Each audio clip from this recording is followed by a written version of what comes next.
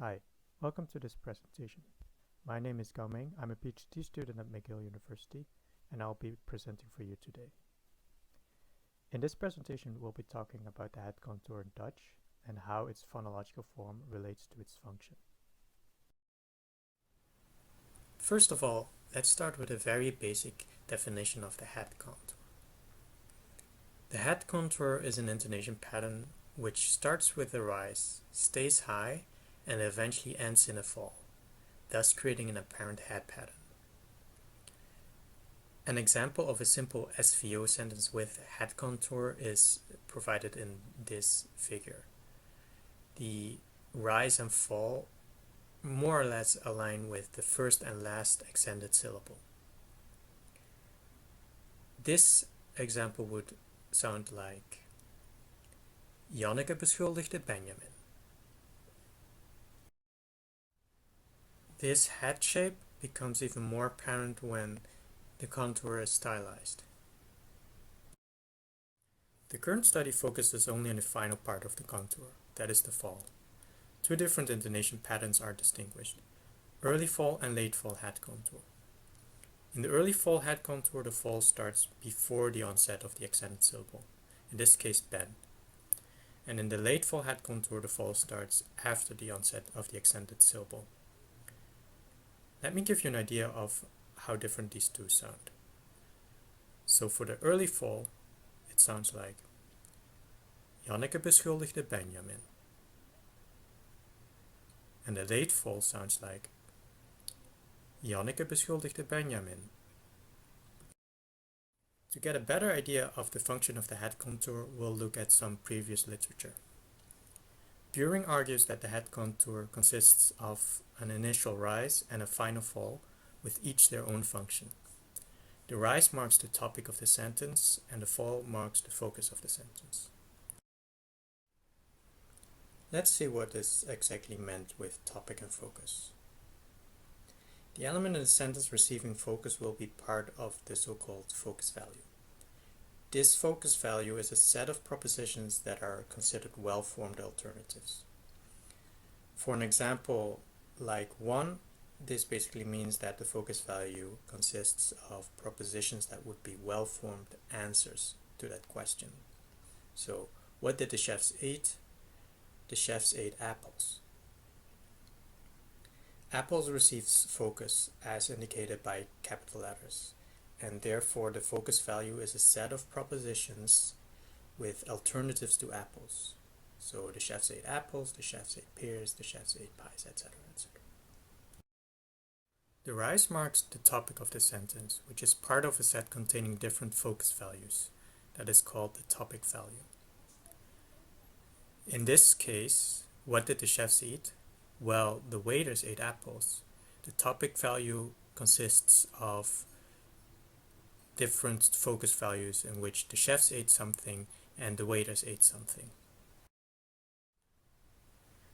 According to Büring, all sentences with head contours come with a so-called disputability implicature. This means that by using the head contour, one implies that something is still disputable or still needs to be resolved. So, for example, if one were to answer a question like, what did the chefs eat? With, well, the waiters ate apples, then you're not directly answering the question, and there's still a question to be resolved. This disputability becomes even clearer with A's response to B, in which A repeats the unanswered question. This unanswered question is called the residual topic. However, there are some problems with the disputability implicature. The disputability implicature correctly predicts an answer like 3A to be unacceptable with a head contour, but it also predicts 3B to somehow imply that there are additional open alternatives, which is counterintuitive. Let's have a closer look at example 3 and see why it's problematic for the disputability implicature. The example starts off with a question: who had seen who? Had Isabel seen Willem-Jan? And which event 1 is being questioned? Isabel seeing Willem-Jan. The negative answer basically says that event 1 didn't happen. Instead, event 2 happened, in which Willem-Jan saw Isabel. In this case, there is no disputed alternative, since only event 2 happened. The disputability implicature correctly predicts the negative answer to be infelicitous with a head contour. The problematic case is the affirmative answer. Once again, we have the same question: who had seen who? Had Isabel seen Willem-Jan? But in this case, the affirmative answer says that event 1, in which Isabel saw Willem-Jan, did happen, and in addition to that, event 2 happened. Büring predicts that with the affirmative response, there should still be a disputable question in the topic alternatives. So there should be some kind of event 3, which is unresolved. However, this is contrary to the intuition of the native speaker, and in fact, using the head contour is fine even if all alternatives have been resolved. In order to resolve this disputability problem, Ludwig proposes instead that the head contour implies that there has to be a true alternative answer instead of a open, unresolved one. And this analysis is compatible with the intuition that 3b does not imply that there is some disputable alternative remaining. It's important to understand the difference between a true alternative proposition and a disputable alternative proposition.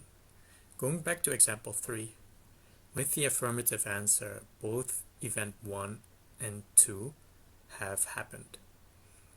And in this case, the alternatives to event 2, that is the answer in 3b, would be event 1. And this event has been confirmed, so it's not unresolved. So that's a true alternative proposition. Now let's go to an example in which we have a disputable alternative proposition. Example 4, did Sarah see Willem-Jan?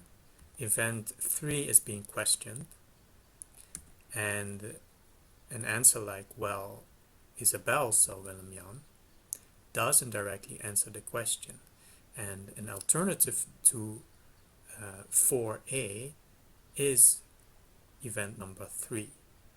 However, this event is still unresolved. So this is a disputable alternative proposition. And we can see it's still disputable because we could continue the conversation with, yes, but what about Sarah? Did Sarah see Willem-Jan? There are also some problems with Ludwig's account, and these problems revolve around the negative answer. According to Ludwig's analysis, both 3a and 3b, that is the early and late fall, should be infelicitous since it requires a true alternative. Wagner, on the other hand, argues that a true alternative is only required if a head contour with an early fall is used. If a late fall is used, the sentence should be felicitous. In this example, we mark the early fall with a slash backslash preceding the word and a late fall with a backslash after the word. So Ludwig would predict both 3a and b to be infelicitous, but Wagner would predict only 3b to be infelicitous. This table provides a clear overview of the previous literature and the predictions they make. According to Büring, all conditions should be unacceptable with a head contour.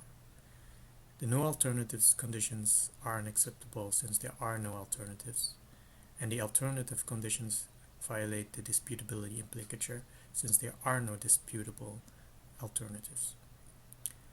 According to Ludwig, the no alternatives condition is unacceptable for the same reason as Büring, and the alternatives condition is acceptable with a head contour, regardless of an early fall or a late fall. Finally, for Wagner, only the no alternatives with early fall is unacceptable, whereas all the other conditions are acceptable. Based on the previous literature, the following hypothesis has been stated. The head contour with an early fall conveys that a contextually alternative proposition is true, besides the proposition expressed bearing the head contour. Notice that this hypothesis is basically testing Wagner's analysis. In order to test the hypothesis, an online experiment was set up in the form of an acceptability judgment task using JSPSYCH. The participants were presented with a number of visual and auditory stimuli on a Likert scale from 1 to 8, in which 1 meant completely unnatural and 8 meant completely natural. The stimuli were put in two different contexts, the alternatives and no alternatives condition, and they were produced with two different head contours, the early and late fall head contour. This gives us a total of 4 different conditions: the no alternatives early fall, the no alternatives late fall, and the alternatives early fall and alternatives late fall.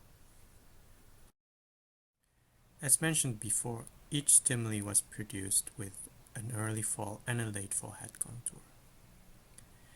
The early fall head contour would sound like: Willem-Jan had Isabel gezien. And the late fall head contour sounds like: Willem-Jan had Isabel gezien. In order to enforce the alternatives and no alternatives condition, pictures were provided showing the actual situation. So in the alternatives case, we see 2 arrows, one in which Willem-Jan sees Isabel and the other one in which Isabel sees Willem-Jan. For the no alternatives condition, there's only 1 arrow going from Willem-Jan seeing Isabel. A total of 31 native speakers were recruited online. 4 different conditions and 16 stimuli sets were created, and each participant was presented with 16 trials. The stimuli were presented in a Latin square design, and a total of 496 observations were obtained. The statistical analysis was performed using a cumulative link mixed models analysis. The results show a significant effect of context for the early fall, but not for the late fall. For the early fall, not having alternatives is significantly worse than having alternatives, and the opposite pattern is observed for the late fall.